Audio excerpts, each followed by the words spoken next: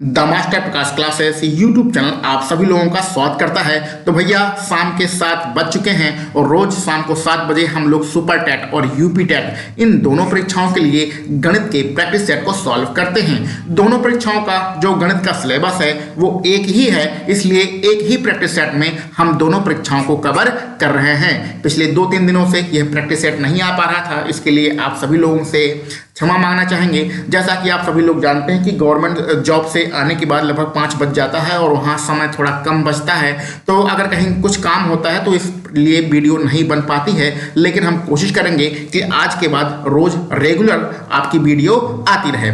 हमारा जो गणित का प्रैक्टिस सेट हम लोग रोज सॉल्व करते हैं उसके कुछ उद्देश्य हैं, जिसमें हमारा जो पहला उद्देश्य है वो गणित को सीखना है। गणित रटने का विषय नहीं है, गणित सीखने और समझने का विषय है। धीरे धीरे आप गणित सीखेंगे समझेंगे तो 3 से 4 महीने में गणित आपका मजबूत हो जाएगा।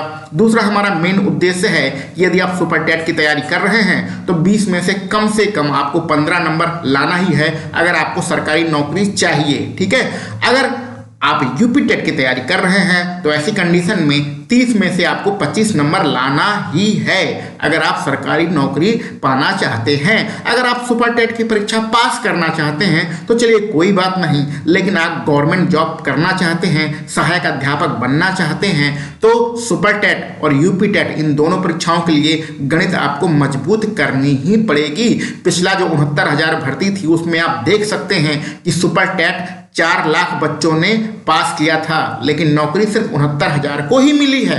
तो इसलिए सुपर टेट की परीक्षा को पास करना बहुत ज़्यादा इम्पॉर्टेंट नहीं है, मेरिट में नाम लाना इम्पॉर्टेंट है। और सुपर टेट में गणित में जब तक आपके 15 नंबर नहीं आएंगे तब तक मेरिट में आपका सिलेक्शन नहीं होगा, क्योंकि पिछले जितने अभ्यर्थी थे पुरानी भर्ती के सबसे पूछ लीजिए, उसमें से अधिकांश 99% अभ्यर्थी ऐसे हैं जिनके गणित में कम नंबर हैं। उसी गणित का खामियाजा भुगतना पड़ा, क्योंकि हिंदी है, मनोविज्ञान है, पर्यावरण अध्ययन है, ये हर कोई पढ़ सकता है, लेकिन गणित सबके बस की बात नहीं है। तो अगर आपका गणित एक कमजोर विषय है तो आप धीरे धीरे करके इसको मजबूत करिए। और अगला हमारा जो उद्देश्य होता है कि इतने प्रश्न आपके आते हैं परीक्षा में कम से कम 2, 3, 4, 5 प्रश्न आप मौखिक ही सॉल्व कर लें, उसमें आपको पेन उठाने की जरूरत ना पड़े।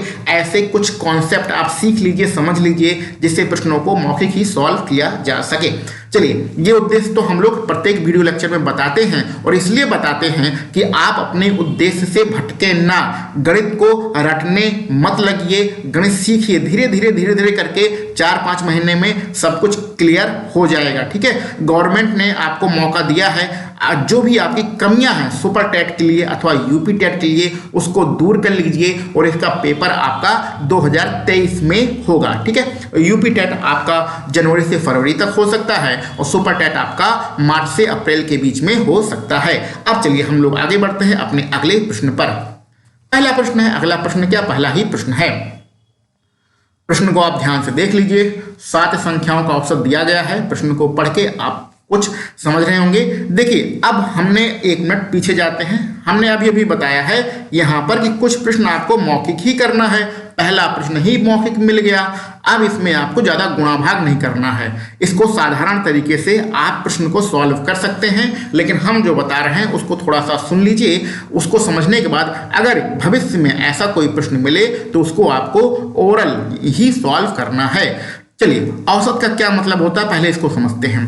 औसत मतलब होता है कि जितने भी लोग हैं उनके पास बराबर संख्याएं हैं। जैसे कि पहले यहाँ पर समझा देते हैं, 2-3 मिनट समझ लीजिए, उसके बाद इस प्रकार के प्रश्नों को आप मौखिक ही सॉल्व करेंगे। जैसे मान लीजिए किसी के पास एक लड़का, उसके पास 20 रुपया है, दूसरा लड़का उसके पास 30 रुपया है, तीसरा लड़का है उसके पास 40 रुपया है। अब इनका औसत निकालना है, तो औसत निकालने के लिए आप क्या करेंगे, तीनों को जोड़ देंगे तो 4 और 3 हो जाएगा 7 और 2 हो जाएगा 9, और इसको आप जोड़ेंगे तो आपका 90 आएगा, और 3 का भाग करेंगे तो आपका आ जाएगा 30। ये तो गणित के हिसाब से हमने इसको सॉल्व करके इसका औसत 30 निकाल लिया। लेकिन व्यवहारिक दृष्टि में अगर इसका औसत निकालना है तो औसत का मतलब होता है बराबर। औसत का क्या मतलब होता है, सबके पास बराबर रुपया होना चाहिए। ये जो 40 वाला बंदा है ये अपना 10 रुपया इसे दे दे, ठीक है, तो इसके पास कितना हो गया 30। इसके पास तो 30 पहले से था, इसने 10 दे दिया है तो इसके पास कितना बचा 30। तो तो व्यवहारिक दृष्टि में औसत का मतलब होता है सबके पास बराबर बराबर बराबर बराबर रुपया होना चाहिए। तो अब सबके पास 30-30 रुपया बराबर हो गया है, यानी कि हमारा औसत निकल आया है। औसत कितना निकल आया भैया? 30। तो ये व्यवहारिक दृष्टि से होता है। अब यहाँ पर हम लोग प्रश्न को इसी कॉन्सेप्ट से स्टार्ट करते हैं। 7 संख्याओं का औसत कितना है? 18। इसका मतलब है कि 7 लोग हैं जिनके पास 18 रुपया है। क्योंकि रुपए पैसे की बातें हमें बहुत जल्दी समझ में आ जाती हैं, इसलिए हम लोग इसको रुपया में बदल लेते हैं। तो 7 लोग हैं जिनके पास कितना रुपया है? 18 रुपया, यानी सबके पास 18 रुपया है। एक ग्रुप है जिसमें 7 लोग हैं, उस ग्रुप में 7 लोगों के पास 18 रुपया है। यही औसत का मतलब होता है। अब आगे बढ़ते हैं। उनमें से एक संख्या 17 हो और उसे 31 से बदल दिया जाए, तो उसमें से कोई एक आदमी है जिसके पास वास्तव में 17 रुपया था। वास्तव में 17 रुपया था, उसे किससे बदल दिया जाए? 31 रुपये से बदल दिया जाए। यानी कि उसके पास 31 रुपया हो जाए तो स्वाभाविक सी बात है उसके पास 31 रुपया हो जाएगा। 17 रुपया पहले से था तो कितना बढ़ जाएगा? उसका 14 रुपया बढ़ जाएगा। 14 रुपया बढ़ जाएगा। अब ये 14 रुपया लेके इस ग्रुप में घुसेगा, तो ग्रुप में तो पहले से ही 6 लोग हैं और एक उसे मिला लेंगे तो 7 लोग हो जाएगा। लेकिन ग्रुप का क्या मतलब होता है? यहाँ हमने समझाया ग्रुप का मतलब होता है सबके पास बराबर बराबर रुपया होना चाहिए। तो ग्रुप में 14 रुपया एक्स्ट्रा आ गया। ये 14 रुपया कितने लोगों में बटेगा? 7 लोगों में बटेगा। जो एक व्यक्ति के पास 14 रुपया ज़्यादा हो रहा था, जब वह ग्रुप में जाएगा तो सब में बराबर बराबर बटेगा, तो सबको कितना मिलेगा? 2-2 रुपया मिल जाएगा। ठीक है। पहले कितना था सबके पास? पहले था 18 रुपया, सबके पास 18 रुपया पहले से था। 2-2 रुपया और मिल गया। अब कितना रुपया हो गया सबके पास? 20 रुपया हो गया। यानी कि औसत कितना आ गया? 20 रुपया आ गया। ठीक है। तो समझाने में 2-3 मिनट तो हमारा समय लगा है, लेकिन अगर आपको बात समझ में आ गई हो तो ऐसा अगर कोई भी प्रश्न मिलेगा तो आपको मौखिक ही सॉल्व करना है, इसमें पेन उठाने की क्या जरूरत है। ठीक है, बात समझ में आएगा। नहीं तो आप औसत के साधारण फार्मूले लगाकर भी इसको गुणा भाग करके प्रश्न को सॉल्व कर सकते हैं, लेकिन जो हमने समझाया है उस तरीके से समझने की कोशिश करिए, ये सारी चीज़ें आपको क्लियर हो जाएंगी। 14 रुपया एक्स्ट्रा जब ग्रुप में जाएगा तो 7 लोगों में बटेगा, तो कितना कितना रुपया मिलेगा? 2-2 रुपया मिलेगा। पहले कितना रुपया था सबके पास? 18 रुपया था। 2-2 रुपया और मिल गया। अब सबके पास कितना रुपया है? 20 रुपया है। सबके पास 20 रुपया है, यानी कि औसत हमारा 20 रुपया है। विकल्प सी यहाँ पर हमारा बिल्कुल सही रहेगा। ठीक है भैया, चलिए आगे बढ़ते हैं।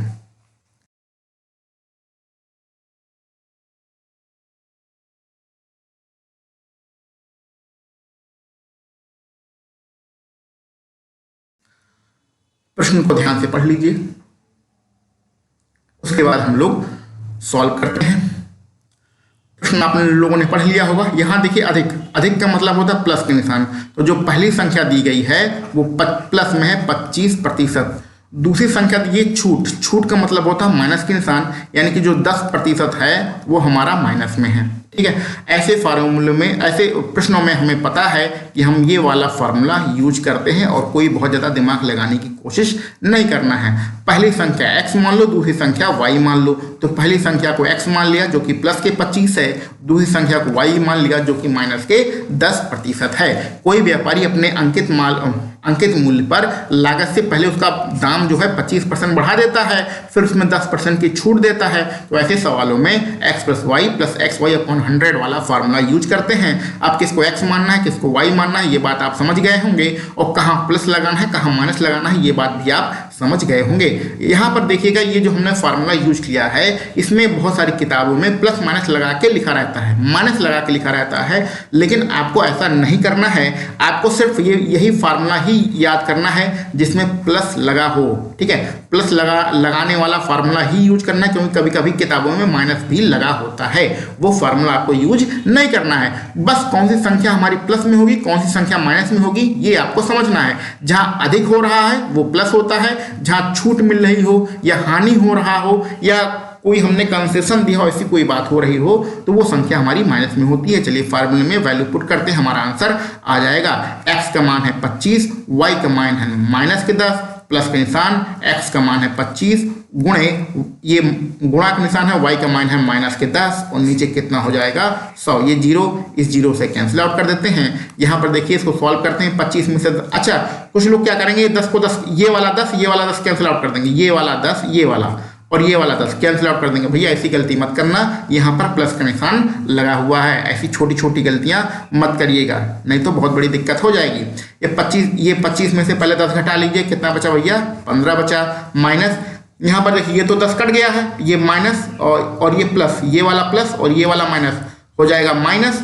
और उसके बाद क्या करिए ये नीचे 10 है तो नीचे वाला जब जीरो ऊपर जाएगा तो यहाँ से दशमलव लग जाएगा, यानी कि 2.5 बचेगा। तो 15 में से 2.5 घटाएंगे तो आंसर आएगा 12.5%। और ध्यान से देखिए यहाँ पर कोई निशान नहीं आ रहा, आगे यहाँ पर कोई निशान नहीं आ रहा है तो प्लस का निशान ही माना जाता है। अब यहाँ पर कभी कभी क्या होता है कि यहाँ पर क्या होता है कि आपका घाटा होगा अथवा लाभ होगा ये पूछा जाता है। तो जब प्लस का निशान आता है तो प्रॉफिट होता है, जब माइनस का निशान आता है तो लॉस होता है। तो इसको सॉल्व करने पर हमारा प्लस का निशान आ रहा है, यानी प्रश्न में भी लिखा है लाभ होगा और हमारे हिसाब से भी लाभ हो रहा है। ठीक है, तो ये छोटी छोटी बातें हैं, कभी कभी गलतियां हो जाती हैं, गलती मत करिएगा। 12.5 हमारा विकल्प सी वाला सही रहेगा। ये जीरो फालतू में लिखा है, इसके चक्कर में मत पड़िए। ठीक है, तो इसमें कहने का सीधा मतलब है कि प्रश्न बहुत ही आसान है, लेकिन छोटी छोटी गलती मत करिएगा नहीं तो प्रश्न आपका दिक्कत भरा हो जाएगा, 1 नंबर फालतू में चला जाएगा। जबरदस्त प्रश्न है आपके लिए। यहां पर स्क्वायर लगा लो भैया, ये स्क्वायर है। ठीक है, कैसे करेंगे थोड़ा सा दिमाग लगाने की कोशिश करिए।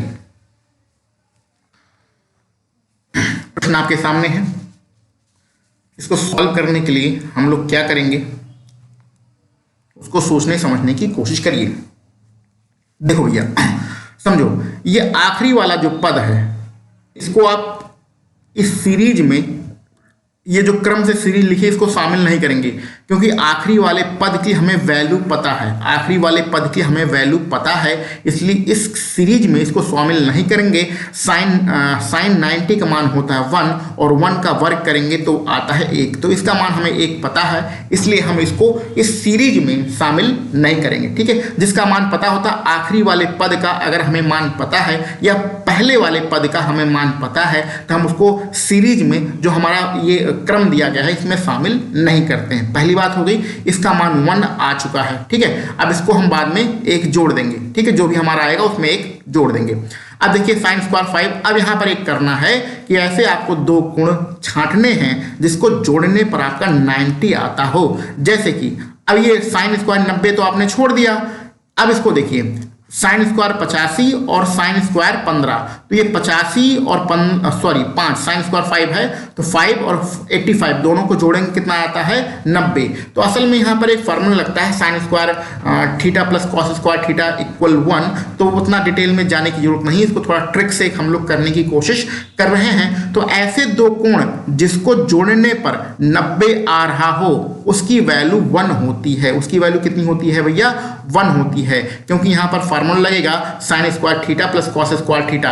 अब ये कॉस स्क्वायर थीटा को 85 को आप लिखेंगे 90 माइनस थीटा, तो उतना डिटेल में हम लोग समझा नहीं रहे हैं, बस इतना समझिए कि जब इस प्रकार की कोई सीरीज आपको दी गई हो तो ऐसे 2 कोण जिनको जोड़ने पर आपका 90 अंश बन रहा हो तो इन दोनों की वैल्यू कितनी हो जाएगी, इन दोनों की वैल्यू 1 हो जाएगी। बस इतना आप समझिए, यानी कि 2 पद मिलकर 1 बन जाएंगे, वैल्यू 1 रहेगी, क्योंकि इन दोनों को जोड़ने पर कितना आ रहा है 90। उसी प्रकार जब 90 के यहाँ साइन स्क्वायर 85 के पहले क्या लिखा हो गया, साइन स्क्वायर 80 लिखा होगा। ठीक है, तो साइन स्क्वायर 80 को और इस दूसरे वाले को जोड़ेंगे तो हमारा कितना जाएगा 90, यानी इसको और इसको जब शामिल करेंगे तो हमारी वैल्यू हो जाएगी 1, यानी कि 2 पदों को जोड़ने पर वैल्यू 1 हो जाती है। ऐसे 2 पद जिनके कोण जोड़ने पर 90 आ रहे हों। ठीक है, अब अपनी बात करते हैं। पहले हम पदों की संख्या निकालते हैं, कुल कितने पद हैं पदों की संख्या, इसको ट्रिक से सीखने की कोशिश कर रहे हैं। आप सीख लिए, उसके बाद मुश्किल से 30 सेकंड का ये प्रश्न है। तो पदों की संख्या निकालने का फॉर्मूला होता है Tn बराबर a प्लस n-1 और इंटू डी। ये वाला पद साइन स्क्वायर 90 हमने छोड़ दिया है, tn होता आखिरी पद, तो आखिरी पद आखिरी वाला कोण कितना दिया है 85 दिया गया है, बराबर a पहला पद होता है तो पहला वाला कोण कितना दिया है 5 अंश दिया गया है, प्लस के n माइनस के 1 और d मतलब सार्वंतर होता है। इन कोणों के बीच में कितना कितना अंतर है, 5 है, 10 है, 15 है, 20 है, यानी 5 का अंतर है, तो d बराबर 5 हो गया। तो यहाँ हम क्या निकाल रहे हैं, यहाँ हम निकाल रहे हैं पदों की संख्या, निकाल रहे हैं पदों की संख्या tn बराबर, इसको सॉल्व करिए, इस 5 को इधर ले आएंगे 85 के पास तो घट जाएगा, तो बचेगा 80 बराबर n माइनस 1 और इंटू 5, 5 का भाग करेंगे 80 में तो हो जाएगा 16, तो n माइनस 1 हो गया 16, तो n बराबर हो गया 17। ठीक है, अब बात को ध्यान समझिए, जो हमने समझाया है पदों की संख्या आपकी 17 निकल आई है। हमने ये समझा दिया है दो कोणों को जोड़ने पर जब 90 अंश बनता है तो उन दोनों कोणों का टोटल हमारा 1 के बराबर होता है, ये भी आपको समझा दिया है।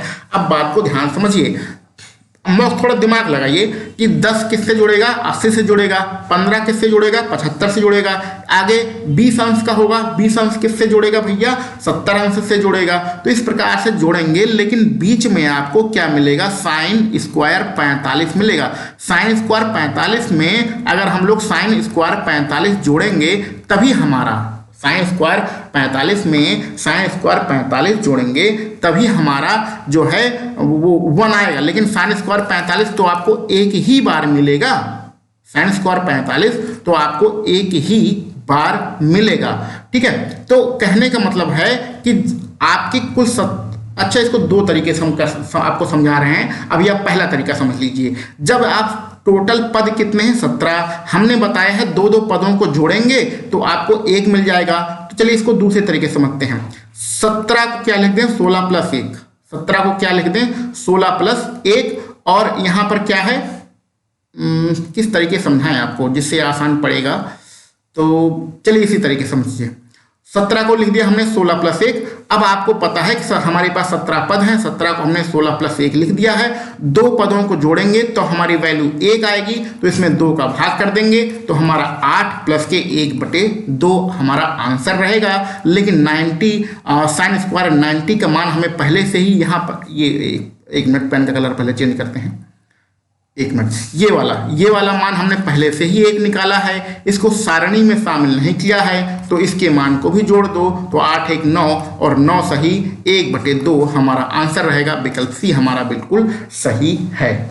ठीक है, ट्रिक आपको समझ में आई, फिर से समझा देते हैं, इसको डिटेल में दूसरे तरीके से करेंगे। साइन स्क्वायर जो यहाँ पर आपको 45 समझाने की कोशिश कर रहे थे, ये दूसरा मेथड है, उससे भी आपको समझा देंगे अभी, लेकिन पहले ये वाला ट्रिक आप समझने की कोशिश करिए जो हमने समझाया है। हमने ये समझाया है कि दो कोण जिनको जोड़ने पर 90 अंश आता है उनकी वैल्यू 1 होती है, यानी दो पदों की वैल्यू 1 होती है। तो पहले हमने पदों की संख्या निकाल लिया, तो n की वैल्यू कितनी आ गई भैया, n की वैल्यू 17 आ गई।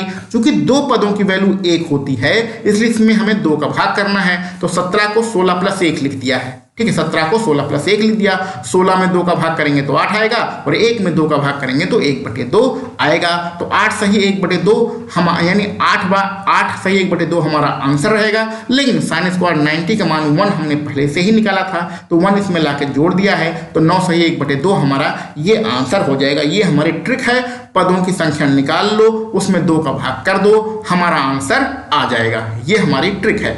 दूसरी ट्रिक समझने वाली ट्रिक है कि बीच में हमारा साइन स्क्वायर 45 बचा रहेगा, तो जब हमारे पास कितने पद हैं यहाँ पर से लिखते हैं, जब हमारे पास 16 पद हैं तो हम जब जोड़ेंगे पहले 16 पद को ऐसे लिख दो, 17 पद हैं, तो पहला पद यहाँ पहला, दूसरा, तीसरा, चौथा, पांचवा, यहाँ पर हम साइन स्क्वायर 5 साइन स्क्वायर 10 ये नहीं लिख रहे हैं, पहला, दूसरा, तीसरा ऐसा लिख रहे हैं। तो यहाँ बाद में 17वां, आपको ये 17वां पद ये आखिरी में रहेगा, बीच में 16 रहेगा। तो हमने बताया ये पहला वाला और 17 वाला जोड़ेंगे तो कितना हो जाएगा भैया 1 हो जाएगा। फिर दूसरा वाला और 16वां वाला जोड़ेंगे तो कितना हो जाएगा भैया 1 हो जाएगा। इस प्रकार सबको जोड़ेंगे तो हमारा 1 1 हो जाएगा। तो 16 पद तो जोड़ देंगे तो हमारा कितना हो जाएगा 8 यहाँ पर आ जाएगा। लेकिन बीच में हमारा क्या बचेगा, साइन स्क्वायर 45 बचा रहेगा।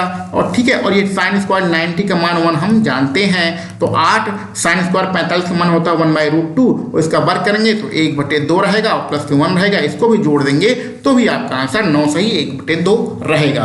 तो दो तरीके बताए हैं, ये पदों की संख्या निकालने वाला जो तरीका बताया है ये ज़्यादा आसान है, इसी को कर दीजिए, ज़्यादा साइन कॉस के चक्कर में पड़ने की कोई भी आवश्यकता नहीं है। साइन स्क्वायर ये साइन कॉस का सवाल है, लेकिन उसके चक्कर में मत पड़िए। ये जो पदों की संख्या निकालने वाला और 2 का भाग करने वाला हमने तरीका बताया है, इसी से प्रश्नों को सॉल्व करिए, आपका आंसर आ जाएगा। ठीक है, चलो भैया आगे बढ़ते हैं। 0.8 और 0.2 का तीसरा अनुपाती समानुपाती ज्ञात करिए। तुम्हारी संख्याएं क्या है, पहली संख्या है 0.8, दूसरी संख्या है 0.2 और तीसरा हमारा पूछ रहा है तो तीसरे को हम लोग x मान लेते हैं। लेकिन समानुपात में हम लोग जानते थे 4 संख्याएं होती हैं, लेकिन यहाँ प्रश्न में तो हमारे पास 3 संख्याएं हैं।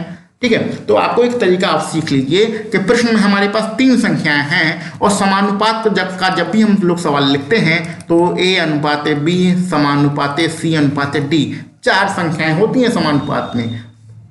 तो क्या करिए, ऐसी कंडीशन में जब आपके पास 3 संख्याएं हो और आपको 4 संख्याएं बनानी हो, तो जो बीच वाली संख्या होती है उसको हम लोग 2 बार लिख देते हैं, डबल कर देते हैं।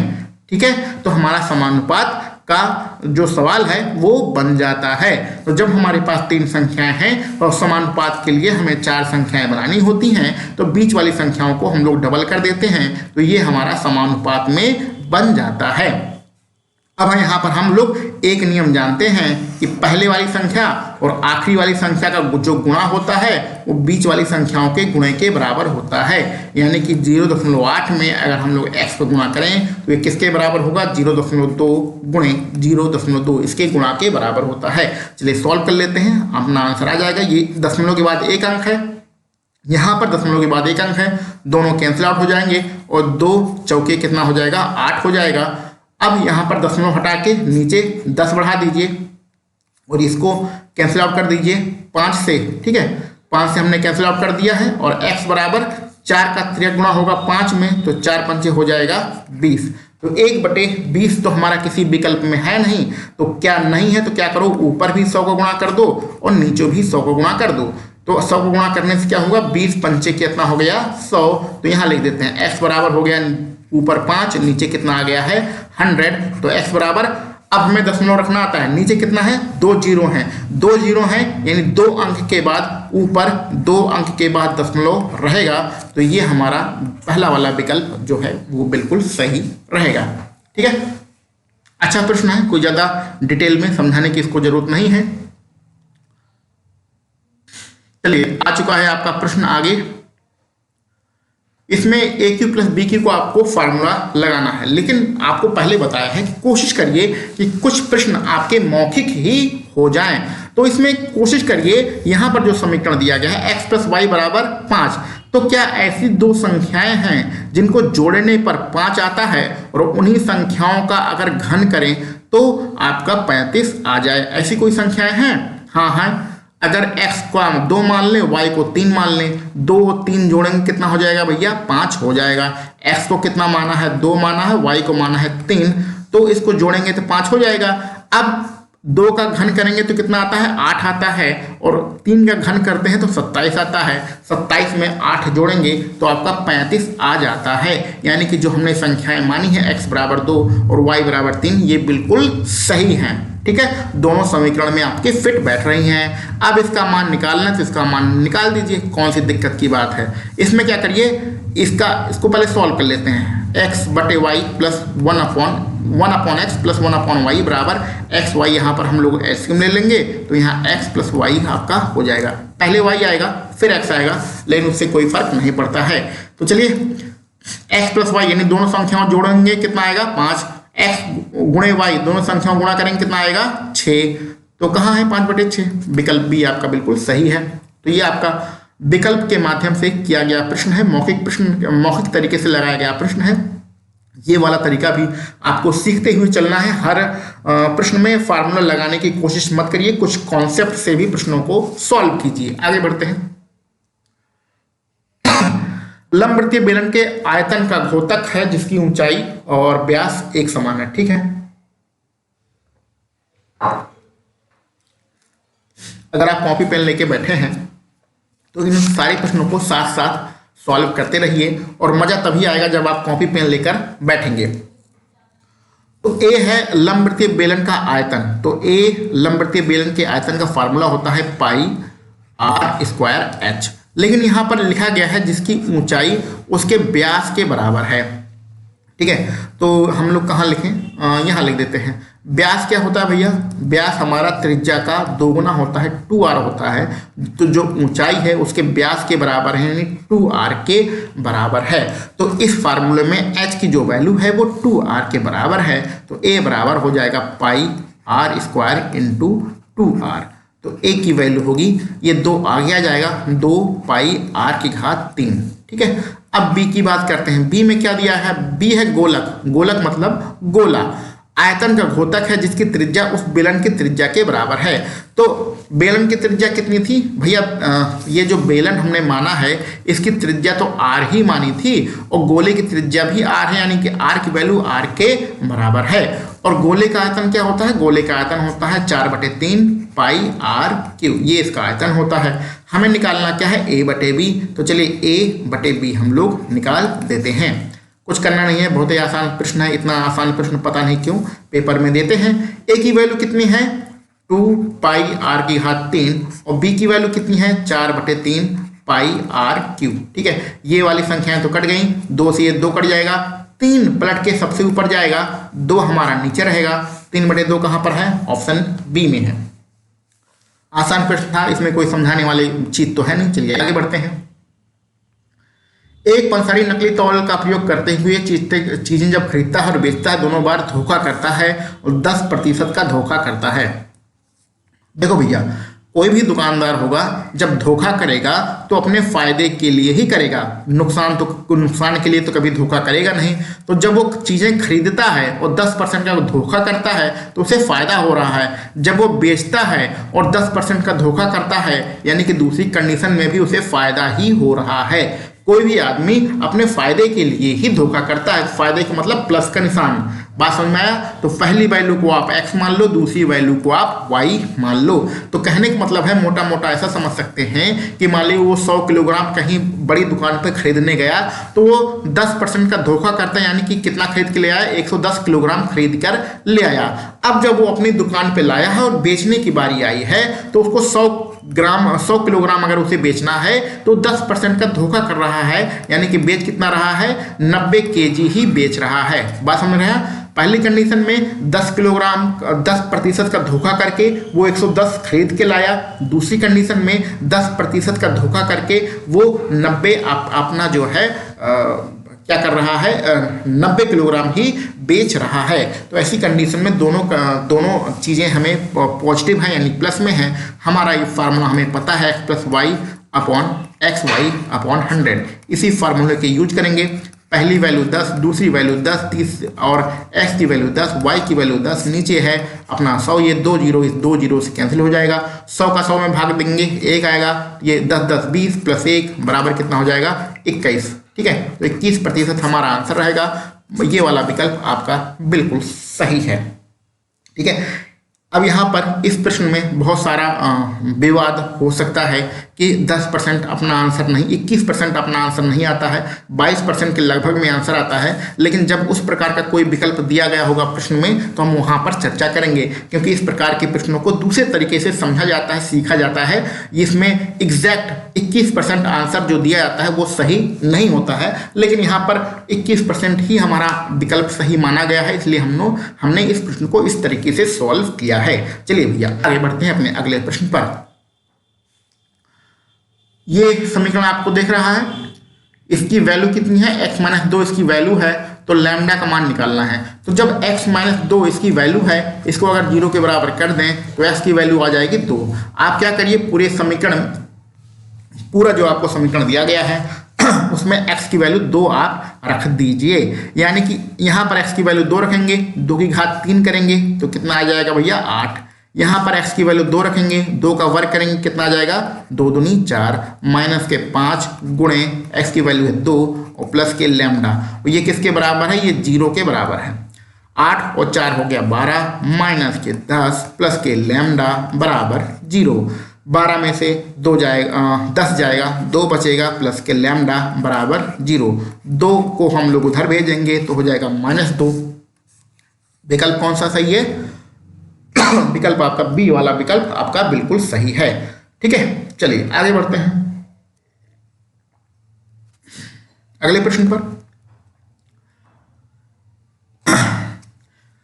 प्रश्न को ध्यान से देखिए, यहां पर 3 भुजाएं हैं, AB square plus AC square बराबर BC स्क्वायर। ये जो ऊपर बार का निशान लगा है इसके चक्कर में भी पढ़ने की आवश्यकता नहीं है। तो 2 भुजाओं का वर्ग बराबर तीसरी भुजा के वर्ग के बराबर है, यानी कि यहाँ पर साफ साफ इसके कहने का मतलब है कि यहाँ पर आपको भैया समकोण त्रिभुज बनाना है। तो समकोण त्रिभुज बना लो। कर्ण वाली भुजा कौन सी है, BC। तो इसको भैया कर्ण मानो BC, क्योंकि ये तो हमारा 90 अंश है, 90 अंश के सामने एक भुजा BC होगा, तो ये हमारा A हो गया। ठीक है, तो AB स्क्वायर, प्रश्न में देखिए AB स्क्वायर प्लस के AC स्क्वायर बराबर BC स्क्वायर, साफ साफ लिखा है। अब आपको ये वाला समीकरण भी आपको दिया गया है, BC बराबर √2A। तो BC बराबर √2 ये आपको समीकरण में दिया गया है। तो यहाँ पर हम उसको ऊपर जो लाइन खींची इससे आप ज़्यादा मतलब मत रखिए, ये √2 से आपका मतलब होना चाहिए। तो BC बराबर √2AB। ठीक है, तो BC बटे AB का हम इधर ले आएंगे हैं, तो √2 और नीचे कितना हो जाएगा 1 हो जाएगा। तो अगर हम अनुपात में इसका मान निकालें तो BC के आगे कितना आ रहा है 2 आ रहा है और AB के आगे 1 आ रहा है, यानी कि BC की वैल्यू अगर √2 होगी तो AB की वैल्यू 1 होगी। ये वैल्यू अनुपात में है। अब आप इसमें कोई भी फॉर्म लगा दीजिए, अपना आंसर आ जाएगा। कॉस के हाँ निकालना क्या है, आपका कोण ABC निकालना है। तो कॉस ये वाला कोण ABC, ये वाला कोण आपको निकालना है। तो कॉस B का फार्मूला लगा दीजिए, कॉस B बराबर होता है आधार बटे कर्ण, ये फार्मूला लगा दिया। तो कॉस B बराबर कॉस में 1/√2 किसका मान होता है, तो कॉस आपका 45 का मान होता है।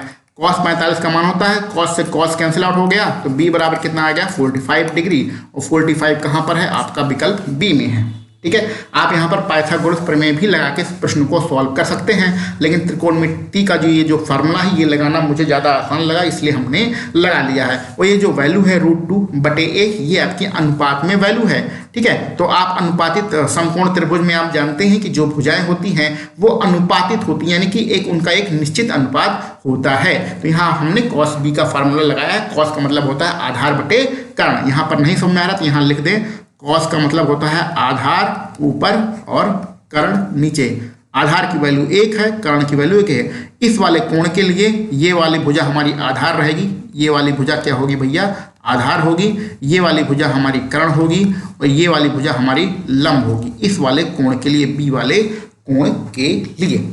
ठीक, चलिए आगे बढ़ते हैं।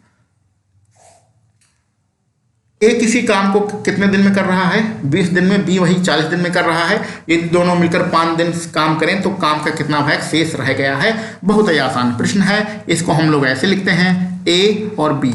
यहाँ पहले दिन लिख लो, A कितने दिन में कर रहा है 20 दिन में, B कितने दिन में 40 दिन में। अब इनकी क्षमता लिख दो। क्षमता निकालने के लिए क्या करते हैं, पहले हम इसका एलसीएम लेते हैं। एलसीएम लेते हैं, जो हमारा एलसीएम होता है वही हमारा टोटल वर्क होता है। तो 20 और 40 का जब हम लोग एलसीएम लेंगे तो कितना आएगा 40। यही हमारा जो एलसीएम होता है वही हमारा टोटल वर्क होता है। तो क्षमता निकालने के लिए क्या करो, जो A के 20 दिन है तो 20 का 40 में भाग करो, कितना आएगा 2। B के 40 दिन है, 40 का 40 में भाग करो, कितना आएगा 1। तो क्षमता निकालने के लिए जो टोटल वर्क होता है उसका दिन में भाग कर देते हैं। तो A की क्षमता 2, B की क्षमता 1। तो A और B अगर हम लोग दोनों जोड़ दें तो दोनों की क्षमता कितनी निकल आई, दोनों की क्षमता 3 निकल आई। क्षमता 3 का मतलब होता है A और B दोनों मिलकर एक दिन में 3 काम करते हैं और कुल काम कितना करना है, कुल हमें 40 काम करना है, कुल हमें 40 काम करने हैं और ए और बी दोनों मिलकर एक दिन में कितना काम करते हैं, 3 काम करते हैं, क्योंकि दोनों की क्षमता कितनी है, 3, तो 3 काम एक दिन में करते हैं, 40 काम हमें करना है, ये बात समझ में आई। लेकिन ये लोग कितने दिन काम करते हैं, 5 दिन काम करते हैं, तो 5 दिन का कार्य, 5 दिन का कार्य हम निकालते हैं। ए और बी दोनों मिलकर एक दिन में कितना करते हैं, 3 काम करते हैं, तो 5 दिन में कितना करेंगे भैया, 15 वर्क करेंगे, 15 कार्य करेंगे, ठीक है। तो शेष कितना है, करना शेष कितना भैया, करना था हमें 40, किया इन्होंने 15, ठीक है। और नीचे क्या होता है, टोटल, नीचे टोटल होता है, टोटल जरूर लिखिएगा नहीं तो सवाल गलत हो जाएगा। तो शेष निकालने के लिए जितना करना था जितना किया है घटा दो, 15 काम किया है, 40 करना था, तो कितना आया भैया, 25 आया।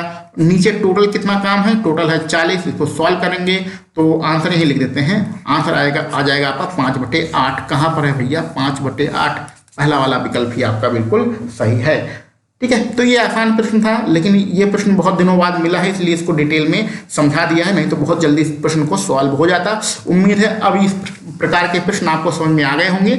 जहां भी इस प्रकार का प्रश्न मिले आप फटाफट इसको सॉल्व कर लीजिएगा। इसके आगे के सवाल खत्म हो चुके हैं, इसके आगे कोई भी सवाल नहीं है।